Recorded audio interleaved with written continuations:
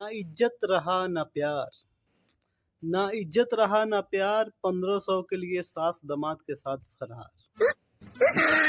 भाई कोई न्यूज़ क्या ही सुनाए।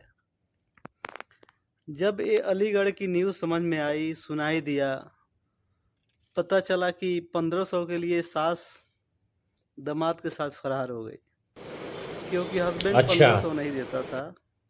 तो भाई आप लोग सोच सकते हैं कि अगर आप पैसा नहीं कमाओगे तो क्या क्या हो सकता है।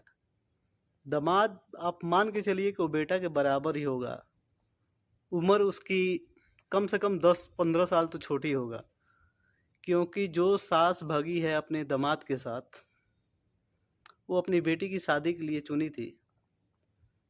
लेकिन उसे लगा कि भाई दामाद पैसा कमा रहा है तो चलो चलते हैं।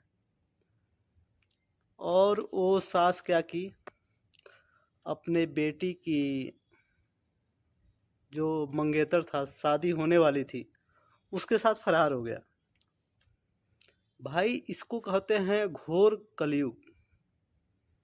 अब सोचो, जो अपने बेटी के लिए दूल्हा खोजी थी, वो खुद ही उसके साथ चली गई। जब पुलिस वाले कह रहे हैं कि तुम कहाँ रहोगी, तो वो कह रही है कि मैनू इसी के गल रहना है, मुझे इसी के साथ रहना है। और उससे कोई पूछ रहा है कि लड़का से कि भाई तुम्हारी तो माँ के बराबर है, इनके साथ क्यों भगे हो और इनके साथ क्या शादी करोगे? तो बोल रहा है हाँ शादी करूँगा, इनके साथ रहूँगा। और जो इस लड़की से शादी होने वाली थी, जो सास भगी है, उससे पूछा जा रहा है तो वो कह रही है कि भाई ये माँ के लायक है नहीं। बिल्कुल भाई, वो माँ के लायक हो कैसे सकती है। अब सोचो कि उसके बेटे का उम्र का है और उससे प्यार हो गया, उसके साथ भग गई। तो भाई अपने बेटी का ज़िंदगी ख़राब की, अपने घर वालों का कितना सारा चीज़ नुकसान किया। और ये भी माना जा रहा है, सुनने में आ रहा है कि ये जो बुढ़िया भगी है, इसको बुढ़िया ही बोलो भाई।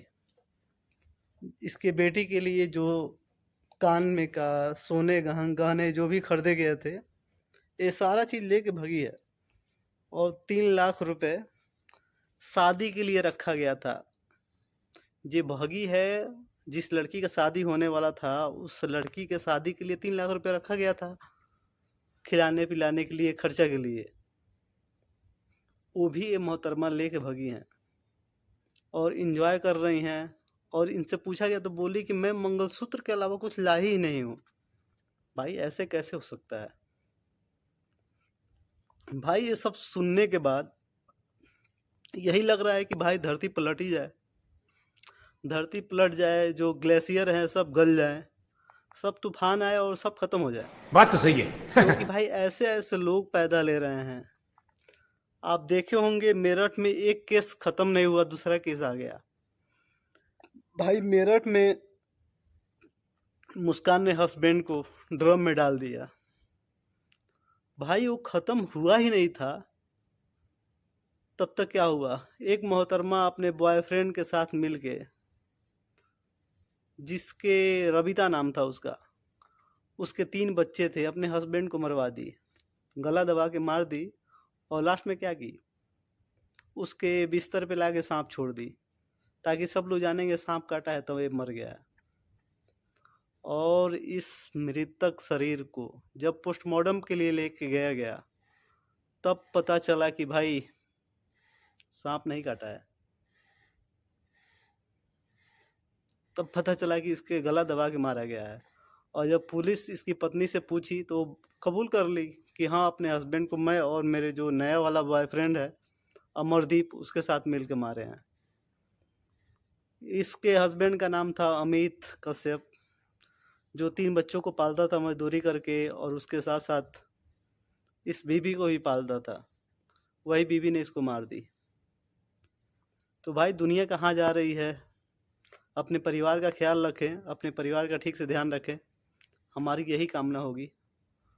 और बाकी भाई सब चीज़ संभाल के रखने लायक है, घर हो, बच्चे हो, कोई भी हो। अगर ध्यान से नहीं रखा जाएगा तो भाई ये घोर कलयुग ही है। तुम्हारा जो अपना है वही धोखा देगा। तो प्लीज़ संभल के रहिए, बाहरी लोगों से ज़्यादा लगाव रखना उचित नहीं है। और ये जो सो कॉल्ड बॉयफ्रेंड बन रहे हैं आउटसाइड, भाई क्या करोगे? आज मारोगे कल पकड़े जाना है। अगर नहीं रहना है तो भाग जाओ। किसी की लाइफ लेने का मतलब क्या है? तुम उसको जो भी आज तक किसी भी हस्बैंड हो किसी को भी मारने की कोशिश किया है, लास्ट में पकड़ा गया है, जेल गया है, पूरा जिंदगी नर्क हो गई है। तुम्हें भगना है भाई, जिसके साथ भगना है भग जाओ। किसी की ज़िंदगी ख़राब क्यों कर रहे हो? किसी को मार काट क्यों रहे हो? तो भाई आप लोग क्या सोचते हैं कमेंट करके बताइएगा, और लाइक कर दीजिएगा, सब्सक्राइब कर दीजिएगा, और अपने फैमिली का ख्याल रखिए। नमस्कार।